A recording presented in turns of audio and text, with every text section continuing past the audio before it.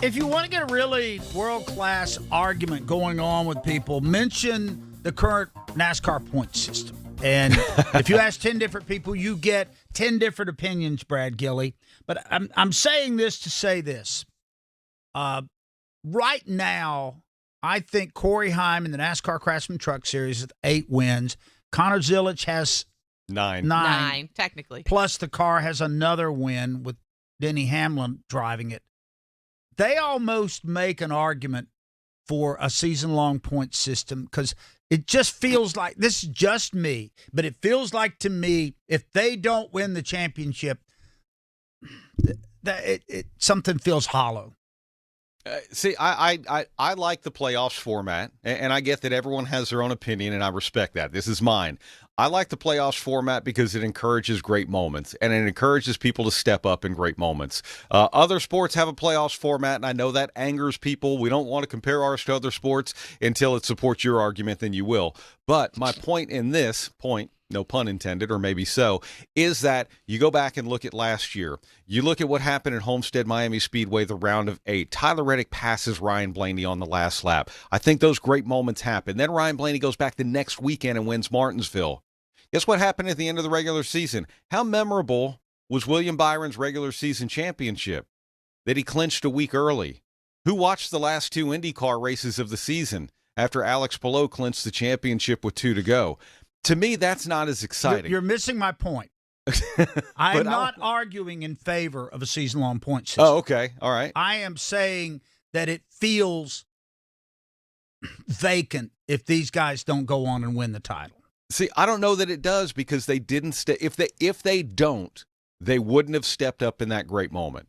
And that's what my point is about all of this, is that it encourages stepping up in great moments. And you have to do that. Yeah, and I mean, again, I know you said we don't like to compare to other sports, but you could have, a football team go almost... New England Patriots went undefeated, lost in the Super Bowl. Exactly. Which still makes me smile. Of course it does. Of course it does. But when you think, that's the way the playoffs work. Like, you have to be good in the playoff moment, as Brad says. And if you have 9 wins on the season or 8 wins on the season, and you can't somehow figure out how to pull it out to have however much success you need to have to get that championship, then maybe it wasn't meant to be. I realize we've been down this road before. Yeah. Denny Hamlin had that big year. Sure. I think he won 10 races. Denny Hamlin's still sitting there without a title. Yeah. Right. I get it. But it just at this point, they are so totally dominant. Yeah. I hope for karma and everybody else's sake, and I don't care who wins it, but it would feel complete if they go on and seal the deal. And I think Agreed. they will. I think they will. I don't know. The year that Larson won his championship, it felt like a fait accompli. Yeah. Once the playoffs started. Yeah, he wasn't going to win the championship if Corey LaJoie had not blown out a brake rotor. Yeah. Martin Truex Jr. was on the way to that one. Kyle Larson had a better pit stop at the end. That was it. That's what won the title that day. But it did complete his season, to your point. It did complete a season that he was the dominant player. I think these guys will go on and win it, but I've not seen this kind of we're so much better than everybody else from anybody. Yeah. And I'd like to see that rewarded. Yeah. I'd like to see this season-long dominance pay off for titles. Not that I don't want Allgaier or somebody else to win this. I'd like to see this kind of level of excellence rewarded with a championship. I think it will be. And I'm not arguing for a season-long title because the last thing I want is, like Brad said, the title be clinched with 3 races left to go. Yeah. Mm-hmm. But that brings up a subject for another day. All right, when we come back, let's talk about It's Bristol, baby. Jerry Caldwell joins us. Make your plans now to stay at the South Point Hotel Casino and Spa when NASCAR returns to Las Vegas. They have great race ticket and room packages for you to choose from. The South Point also features a wide variety of excellent dining options at 11 different restaurants. Or you can enjoy the 16-screen movie complex and visit the 64-lane bowling center. Visit southpointcasino.com and make your reservations today. Stay where the racers stay at the South Point Hotel Casino and Spa. Whether your engine runs daily or only when you need it, Z-Max Micro Lubricant is the force you need against carbon buildup that can damage your engine. Combustion causes carbon and other harmful deposits to build up in your engine, fuel system, and transmission. And carbon is like sandpaper rubbing against your engine's internal parts. You don't want that. You want Z-Max Micro Lubricant. It soaks into metal and keeps your vehicle running at peak performance. Find out more at zmax.com or visit us on Facebook and Twitter. Protect your engine to the max with Z-Max. I'm Denny Hamlin, and you're listening to Fast Talk on the Performance Racing Network.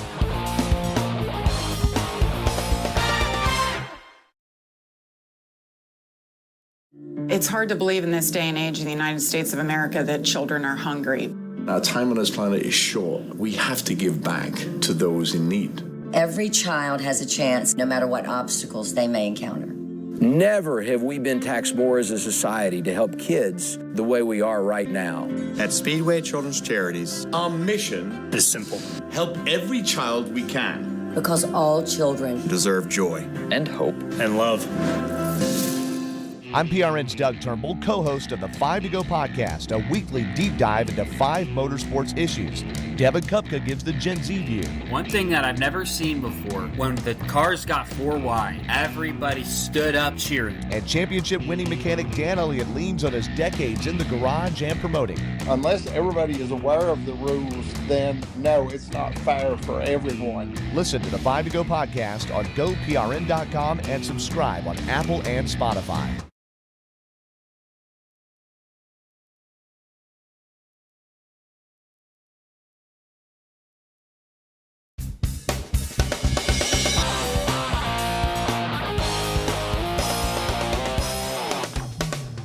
It's Fast Talk here on PRN, the Performance Racing Network. Doug Rice, Alexis Erickson here in studio, joined, of course, by Brad Gilley. And let's go over to the guest line to bring on President and General Manager, Bristol Motor Speedway, for Jerry Caldwell. Jerry, huge weekend headed your way, 3 days of racing.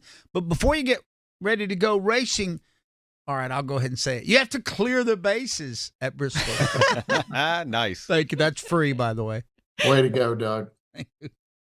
Yes, that has happened. Steve Swift and the operations team, they never cease to amaze me. They've got this place looking great. Goodyear building is rebuilt. Track walls are poured. We're ready to host the Bass Pro Shops night race, and it took them less than 30 days to flip this place from one of the largest baseball stadiums in the country to one of the coolest racetracks on the planet.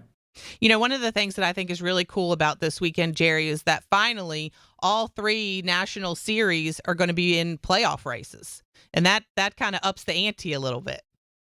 It does. Not that we need it at Bristol, but it certainly does that. I mean, having Trucks, Xfinity, and Cup all into those playoff scenarios, drivers want to win at Bristol anyway. It is one of those marquee events for a career when it comes to drivers. But when you put the playoffs into the mix, it just really raises everything and generates a ton of excitement. And it's going to be an amazing weekend. Yeah, well, and it's not just a triple header weekend, it's a triple header playoffs weekend, but you have the ARCA Menard series there as well. And Cletus McFarlane is starting to see some success behind the wheel of a stock car. He's done a bunch with you guys at Bristol as well, though. This is familiar territory to him, right? It is. He's raced here a few times. Cletus has become a dear friend. We love him in Bristol. He's hosted several events here over the years, but he has found some success, a couple of top 10s. He's got some experience here in Bristol, so I can't wait to see him in the Bush's Beans 200 on Thursday night. I'd love to see him in Victory Lane. He's such a fun guy, such a great guy, tremendous energy, and we love him in Bristol. I think it's pretty cool that you've got him racing up there and probably in front of the biggest audience that he's been before. I saw you pop up on a couple of social media feeds this past week talking about Goodyear's new softer tire. It seems like we never tire of tires. So what's the story there, Jerry? Yeah, well, we are thrilled that our partners over at Goodyear are bringing a softer right side tire for the Cup race on Saturday night. Teams were for it. Seemed like everybody was on board. So we're looking for an additional wear and some fall off, a little bit more than what we've seen the past few races. This place is interesting. It's the mystery of the concrete, if you will. Like, what's the temperature going to be? How much is that going to cause wear and tear on the tires? If you look back to a few spring races ago when we had tremendous fall off, same tire came back this year, not as much, but we'll see what it does. Right now, the temperatures are looking pretty cool for Saturday night, so it'll be interesting to see if that theory of a cooler track temperature is going to cause the tires to wear a little bit more if that plays out. I think it's going to be interesting, especially when you talk about the Cup Series, because it's an elimination race, and you've got 4 guys that are, on the bubble, if you will, vying to get themselves into the round of 12. What's your prediction? Do you think it's going to stay the way it is, or will we see, some movement there? Well, you look at some of the guys on the bubble who have a strong history in Bristol. I mean, we love our Tennessee native Josh Berry. Josh has run well here. Austin Dillon has had success here.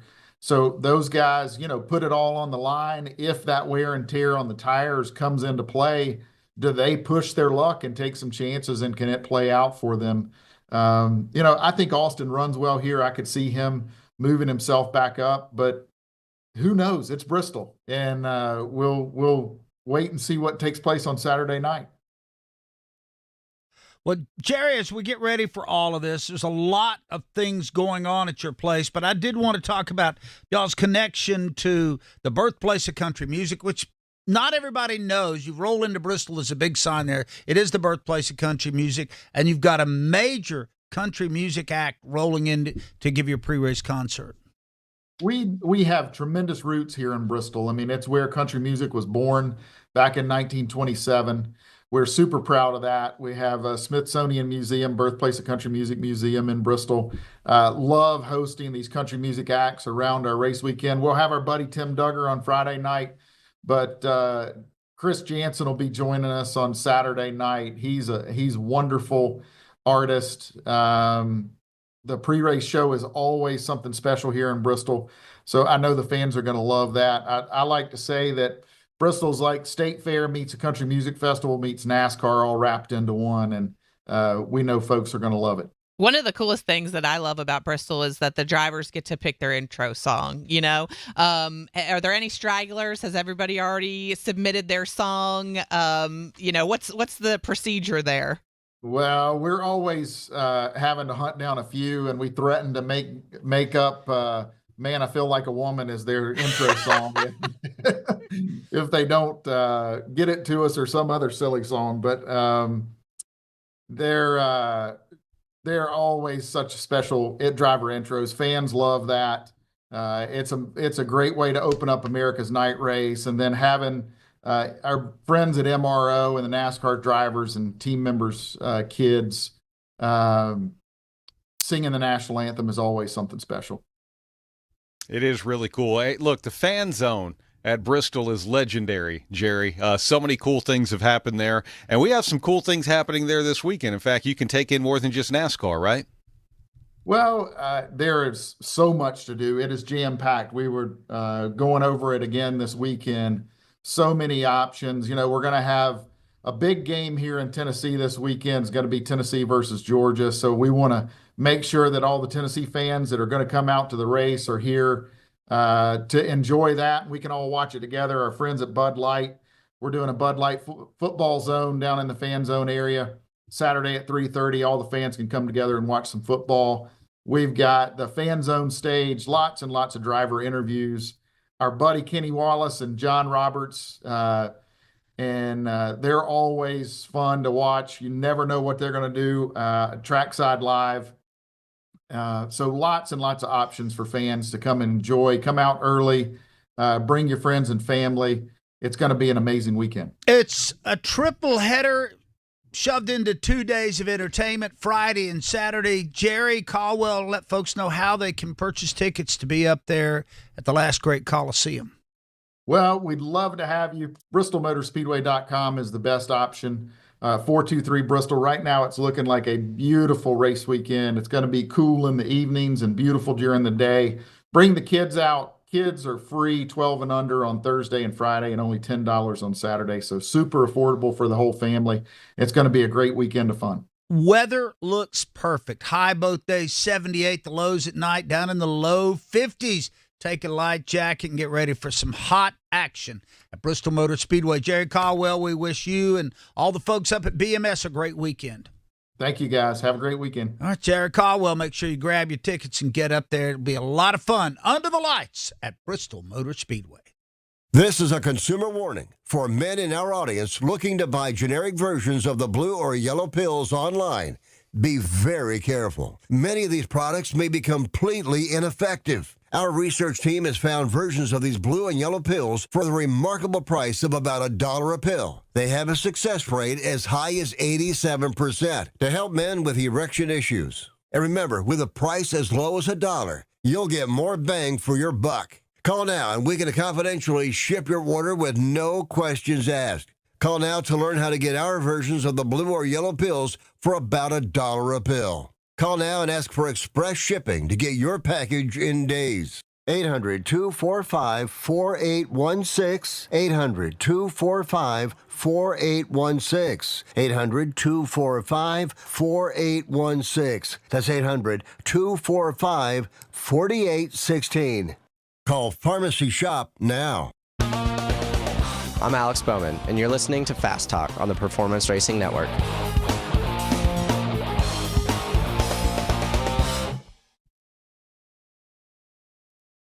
Hi, this is Brett McMillan. Join me each week for the True Reporters Roundtable, known as the Pit Reporters. This is not what we're used to and accustomed to seeing. That, I think, with a backdrop, is why a lot of fans are a bit sour on Denny. He still wants to play that role that now Denny has taken on, but him and the A-Car haven't had the same success. You can't be the villain, and it doesn't really work as well if you're not winning, and Denny Hamlin is doing just that. Check us out each week on the Performance Racing Network. Did you know that 9 out of 10 Americans are sick of the divisions in our country? But there's one small step we can take to remember that we're still connected. All over America, strangers with different political views are coming together to talk about their lives, not politics, and discovering they actually have a lot in common. Because even if we don't see eye to eye, we can still talk, heart to heart. So let's talk, for a change. Learn more at takeonesmallstep.org.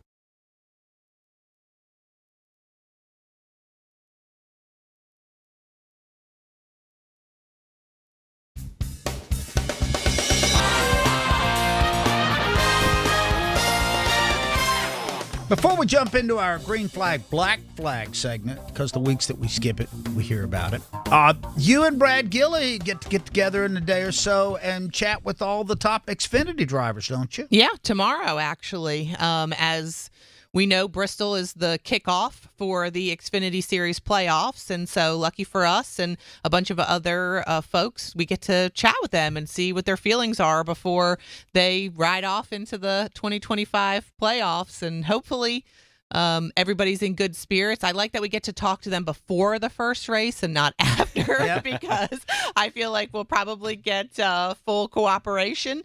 But yeah, it's always a fun time. Brad, these media days are one of the few chances you really get to talk to people when they're not grinding their teeth, getting ready to go jump in a race car. No, it's true, but it's so interesting. When we talk to drivers preseason, you know, nobody's won a race, nobody's lost a race, no one had a bad performance or a slow pit stop or sped on pit road, and everyone's sort of cheery that, hey, we get to get back after it. It does feel like a little bit of a different tone when we get into a playoffs media day, because then it's like, for the Xfinity Series, I got 7 races now to win a championship. You know where you stack up against the rest of the field. Some drivers, if you're Connor Zilic, probably more relaxed. Other drivers, you know, maybe they're a little wide-eyed into going, wow, this is pretty cool. I get to be in the postseason. And I think it's kind of neat. I think you get a true gauge just looking someone in the eye and talking to them about where they honestly feel that they are right now. All right. Well, you guys have a great time at Media Day. Hope there are quality snacks. Let's make a transition over to this segment. It's time for another edition of Green Flag, Black Flag. All right, time now for NASCAR's most intellectual game, Green flag, black flag. I read carefully prepared statements from way overpaid writers, and our panel mulls them over. If they agree, it gets a green flag. If they disagree, black flag. Here we go. Start with Doug Rice on this one. Doug, Joe Gibbs Racing, you can mark it down, will sweep the first round of the playoffs. So that means Hamlin, Briscoe, or Bell could win, and Ty Gibbs is not going to win. So, black flag.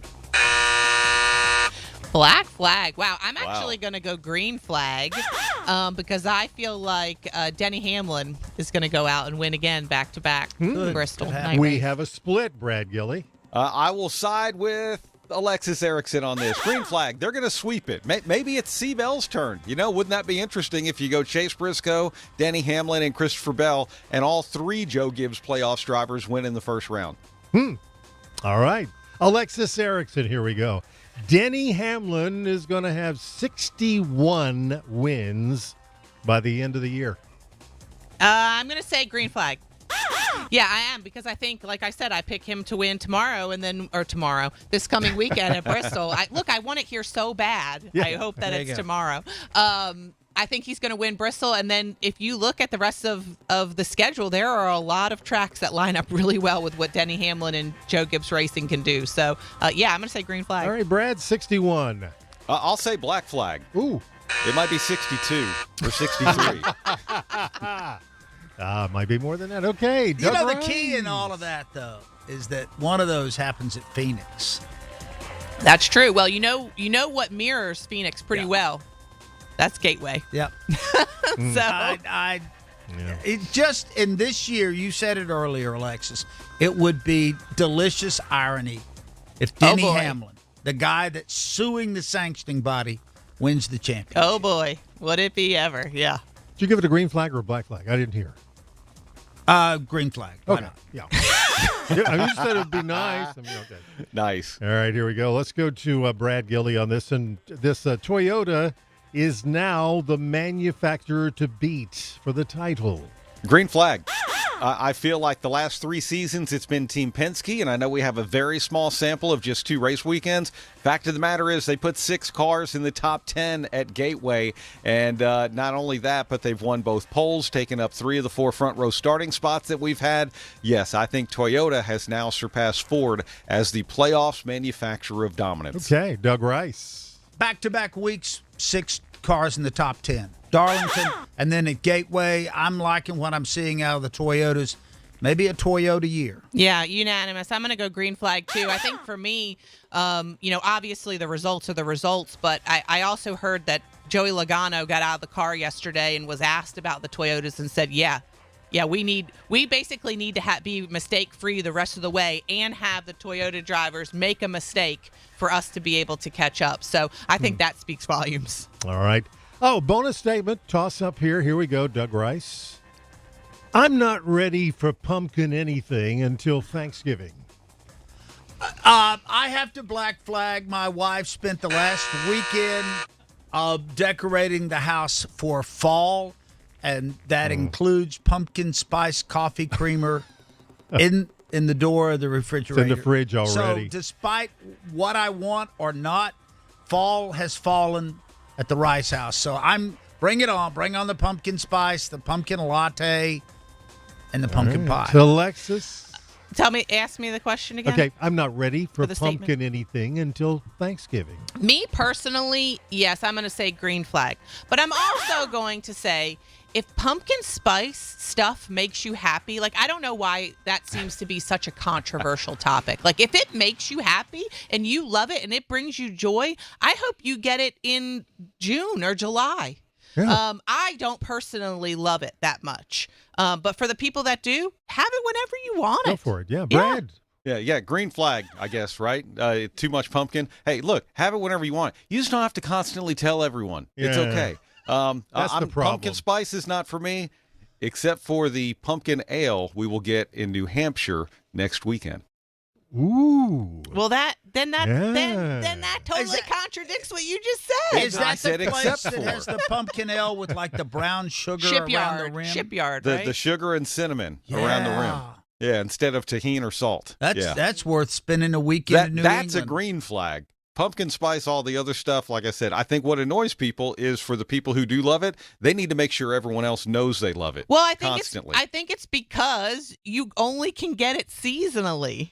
If it was year round, then they wouldn't feel the need to tell everybody, "Oh, pumpkin spice is back," because it was never gone. So I hope they don't do to pumpkin spice what they've done to Christmas and Halloween, and you start celebrating pumpkin spice in March. Well, yeah. I mean, it's true. I guess pumpkins really grow in the fall, so maybe that's why it is a seasonal thing, right? I hope it limits it to that. Yeah. Yeah, but most of that pumpkin spice stuff is. I know. It's not really pumpkin-based. Natural pumpkin. It's not. A lot of chemicals. No, they did not go out to the lower 40 and harvest a bunch of pumpkins. I remember when I was a kid, we had a 63-pound pumpkin that we had in the house because it was so big and it was cool until it blew up. A 63 like it blew up? Yeah, it was pumpkin? a big pumpkin. Where did you get it? Did Somebody you grow gave it to my dad, and he thought it was really cool. And he says, "Don't leave it outside. The bugs will get it." So we brought it inside, and it blew up one night. Oh. Did you enjoy carving? I'm going to ask both of you this. Did you enjoy carving pumpkins with your kids when they were little? Because my son is getting ready to turn 4, and we haven't done it yet. And I'm thinking about maybe doing it this year, but I don't know. I loved it. And see, now they have those pumpkin carving kits with the little tiny serrated knives, for us, for like Doug and I, when we were doing it as kids, like we just had to use a kitchen knife, and I'm sure some blood was spilled in all of that. Yeah, got Mom's good kitchen knife and a screwdriver. Yeah. Right, exactly. Tackle Yeah. that Yeah, thing. they've made it much safer and, as a result, easier. I'm thoroughly impressed with some of the jack-o'-lantern carving that people do. Yeah. Sometimes they cut holes in it. Sometimes they just kind of brush away the skin to make a picture. And it is amazing the talent that people can do on, what is a pumpkin, a gourd? A gourd. Yeah. I do vote no on what I saw the other day, the local hardware store. You can buy like an artificial foam pumpkin and cut it up. What's the point? There's no seeds. There's no. Yeah. Well, I will say this: we haven't carved pumpkins, but we have gotten pumpkins and put them on our porch, and we do have some animals in our neighborhood, and we've had animals kind of go to town with our pumpkins, even though they weren't carved. So if it was foam, potentially our pumpkins would have been our foam pumpkins would have been You don't want to saved deny your son from the Ollie raccoons. the opportunity to carve in there and get all nasty. And you carving can up a roast pumpkin. the seeds afterwards. Yeah, like I'm doing that. You can go in there and make the Alexis famous pumpkin pie afterwards. No, peanut butter. It's peanut butter pie. Peanut butter pie. Yeah. Oh, I knew it was something that was famous. All right, we got to take a break. Be right back. From fueling NASCAR champions on the track for over 20 years to innovating 94 octane, the highest octane on the market. Performance is what Sunoco does. All Sunoco fuel at the pump meets the same top-tier standards as the fuel used in NASCAR. From the track to your tank, you can trust Sunoco to help your vehicle perform at its peak. You've only got so many weekends. Spend one doing something nobody saw coming. Is it a party, a festival, a race? It's all of that, and all at once. Concerts, tailgating, unbelievable action, 100 reasons to say this is actually awesome. It's fast, it's wild. It's the cutoff race in NASCAR's playoffs, the Wild Card Weekend. The Bank of America Roval 400, Sunday, October 5th. Get tickets at charlottemotorspeedway.com. I'm Bubba Wallace, and you're listening to Fast Talk on the Performance Racing Network.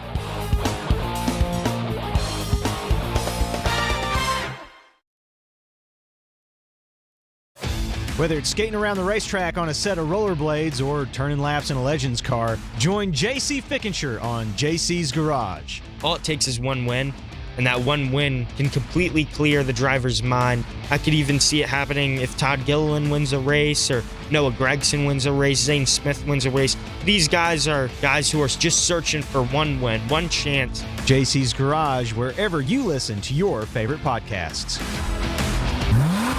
Hey, it's Charlie and Debbie, along with NASCAR legend Kyle Petty, inviting you to join us for Kyle Petty's Back Then Again Country Countdown. Each week, we'll put it in reverse and take a trip down memory lane, looking back at that week's top 20 country songs from years past. We'll dive into what made those songs and artists move the needle, what pop culture trends made those years unique. And you'll get to hear me tell stories only I can tell. So don't miss Kyle Petty's Back Then Again Country Countdown right here each week.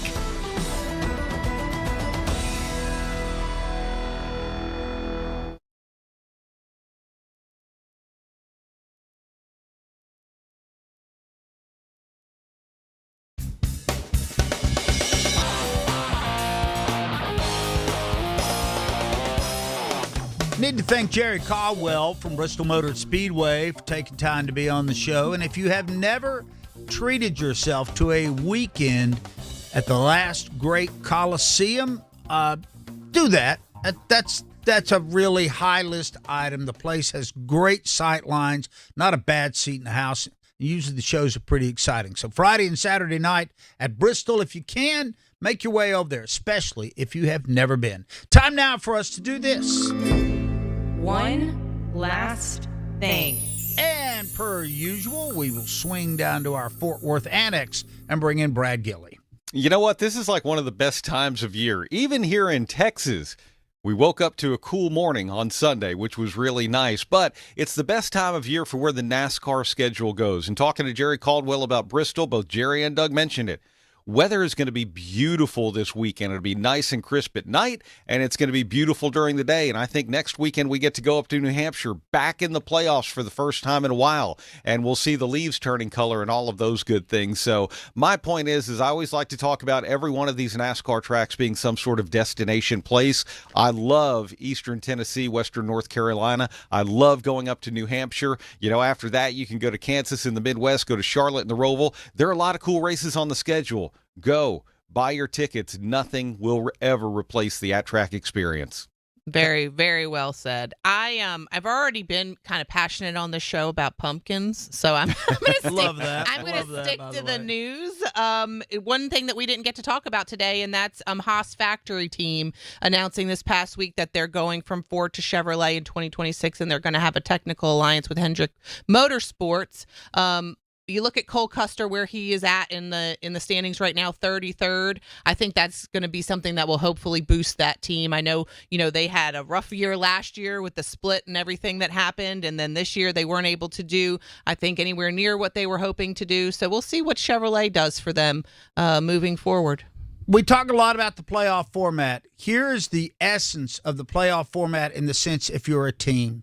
You really need to do everything absolutely possible to be in the top 16 before the cutoff happens in the last 10 races. Because what happens to the teams that they don't get talked about. If you watch the USA coverage, I think it's pretty solid. You don't get mentioned. You disappear from the fabric. A.J. Allmendinger, Cole Custer, Justin Haley, Riley Herbst, McDowell, Hocevar, Brad Keselowski, even Kyle Busch.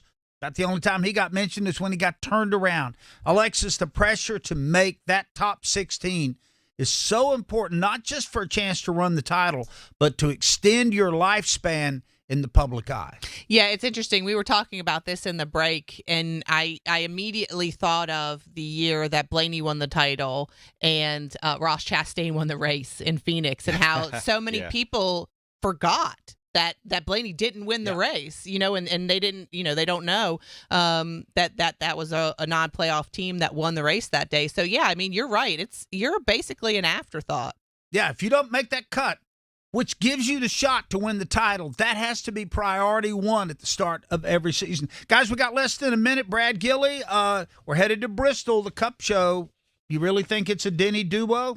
I don't know if it's a Denny duo. I'm going to stick with my Joe Gibbs sweep and give this one to C-Bell this weekend, but I do think a Toyota celebrates with Victory Lane. I think Denny's going to be holding that gladiator knife when it's all said and done. I mean, especially if you think about this softer compound tire. Who won that spring race where the tires were crazy falling off? That was Denny Hamlin. Alexis, I got to side with you here. I do think that Toyotas they're actually ruling the roost right now.